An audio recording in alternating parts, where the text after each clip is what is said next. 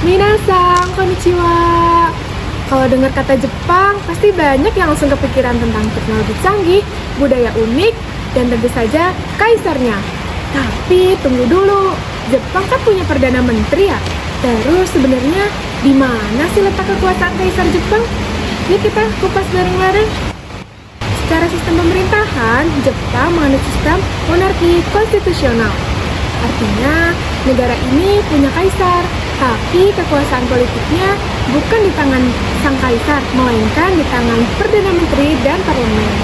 Jadi, meskipun punya kaisar, yang mengambil keputusan penting di pemerintahan tetaplah pejabat politik, bukan kaisar Jepang.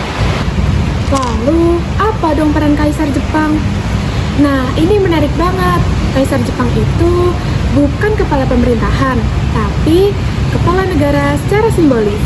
Beliau tidak membuat kebijakan, tidak ikut dalam urusan politik, dan tidak punya kekuasaan untuk memerintah. Kaisar itu ibaratnya simbol hidup dari negara Jepang. Beliau adalah lambang persatuan rakyat dan identitas budaya Jepang. Jadi, peran utamanya bersifat seremonial dan simbolis. Bisa dibilang Kaisar Jepang itu seperti seorang influencer negara, dalam artian yang positif tentu saja. Salah satu peran penting seorang kaisar adalah menjadi wajah ramah Jepang di mata dunia. Kaisar aktif dalam menjalin hubungan baik dengan negara lain, menyambut kunjungan kenegaraan, dan ikut hadir dalam acara internasional yang mempererat diplomasi. Walaupun tidak punya kekuasaan politik, pengaruhnya dalam hard soft power sangat besar loh. Tahukah kamu, kekaisaran Jepang saat ini merupakan kekaisaran yang tertua di dunia. Saat ini, Jepang sudah punya lebih dari 126 kaisar. Sejak kaisar pertamanya yaitu Kaisar Jimmu yang memerintah sejak tahun 660 sebelum Masehi. Dan hingga kini kekaisaran Jepang masih sangat eksis loh.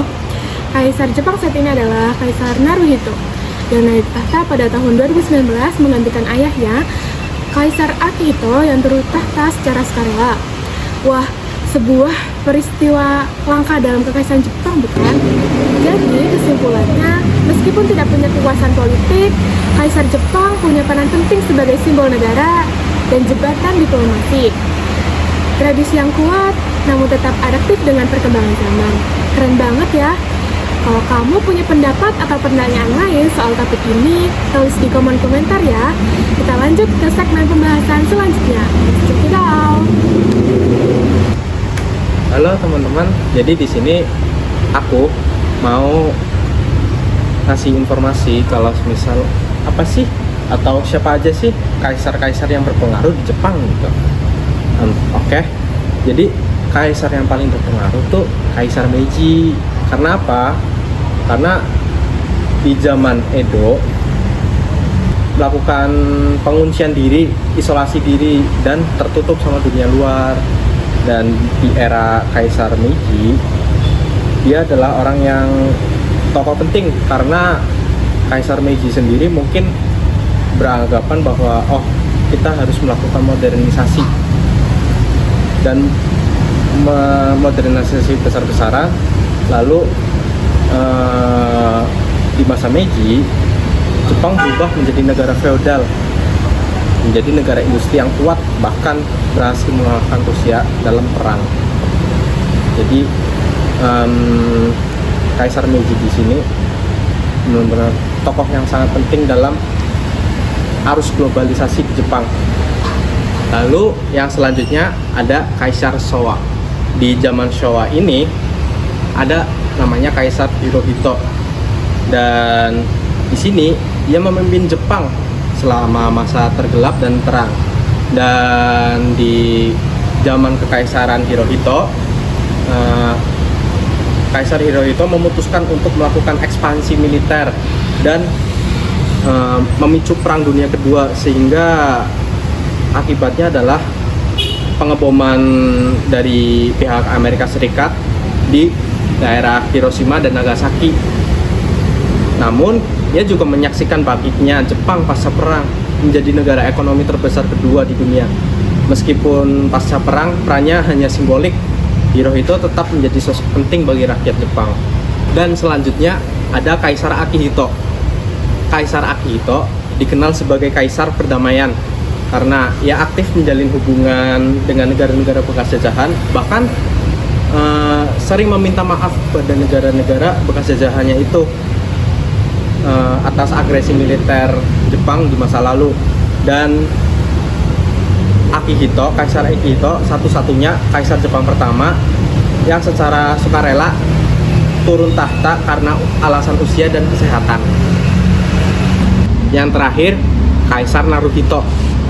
Kaisar Naruhito naik tahta dari semenjak ayahnya turun secara sukarela, dan sampai sekarang Jepang berada di bawah pemerintahan Kaisar Naruhito. Dia lulusan Universitas Oxford dan dikenal memiliki perhatian terhadap isu lingkungan hidup dan air bersih. Makanya Jepang menjadi negara terbersih, terkenal menjadi negara terbersih di dunia. Lalu ia mewarisi posisi yang lebih banyak yang bersifat simbolik, tapi tetap penting dalam menjaga stabilitas sosial dan citra negara. Jadi selama ini Jepang dikepalai oleh para pemimpin yang hebat. Meskipun sejak awal Kaisar Jepang merupakan pemimpin yang absolut, tetapi perlahan-lahan berubah menjadi simbol dikarenakan sudah tidak relevan lagi untuk perkembangan negara Jepang itu sendiri. Nah, setelah mengetahui tentang kaisar-kaisar terdahulu, kita akan membahas tentang putri dari Kaisar Naruhito, yaitu Putri Akihito. Isunya itu, akankah Putri Aiko menjadi kaisar selanjutnya? Jadi, Putri Aiko adalah putri tunggal Kaisar Naruhito dan permaisuri Masako. Juga juga cucu dari Akihito, yaitu Kaisar ke-125. Aiko lulus dari universitas awal tahun 2024 dan sejak saat itu telah berpartisipasi dalam tugas resmi dan keorganisasian Palang Merah. Untuk mengenal Putri Aiko lebih dekat, kita akan mulai tentang biografi pendidikan Putri Aiko. Putri Aiko ini menempuh pendidikan di Gakushuin dan mengambil jurusan sastra dan bahasa Jepang. Dan untuk khusus kuliah musim panas, Putri Aiko mengambil di Eton College di Inggris, sekaligus merupakan kunjungan solo pertamanya ke luar negeri pada usia 16 tahun. Nah, kemahirannya dalam bersosialisasi membuat Putri Aiko dikenal dan disukai oleh banyak orang. Selain kegiatan organisasinya, Putri Aiko juga memulai debut kerajaan yang dianggap bersejarah dengan menghadiri jamuan makan kenegaraan pertama pada tanggal 25 Maret menyambut Presiden Brazil dan Ibu Negara di Istana Kekaisaran Tokyo. Kunjungan kenegaraan ini merupakan yang pertama kali setelah 6 tahun tidak dilakukan karena pembatasan akibat virus corona. Dengan semua kegiatan kekaisaran juga keorganisasian Putri Aiko, banyak sekali muda-mudi yang mendukung bahwa Putri Aiko ini pantas menjadi kaisar selanjutnya. Melanjutkan ayahnya, Kaisar Naruhito menjadi putri kaisar pertama dalam sejarah perumah-kaisaran di Jepang setelah 2000 tahun lamanya. Bukti dukungan mulai dari pesan menurut survei Kyodo News tahun 2019, 81,9% publik mendukung Jepang memiliki permaisuri yang berkuasa. Dan selain itu, diadakan juga diskusi publik dengan tajuk menjadikan Aiko pewaris kerajaan pada 23 Juli 2024 yang dihadiri 500 orang dengan 1000 orang pendaftar.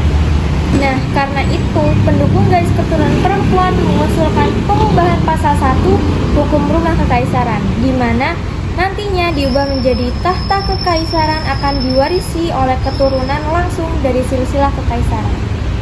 Semoga kabar baik segera datang untuk masyarakat Jepang dan khususnya untuk Putri Aiko ya. Gimana pendapat teman-teman? Pero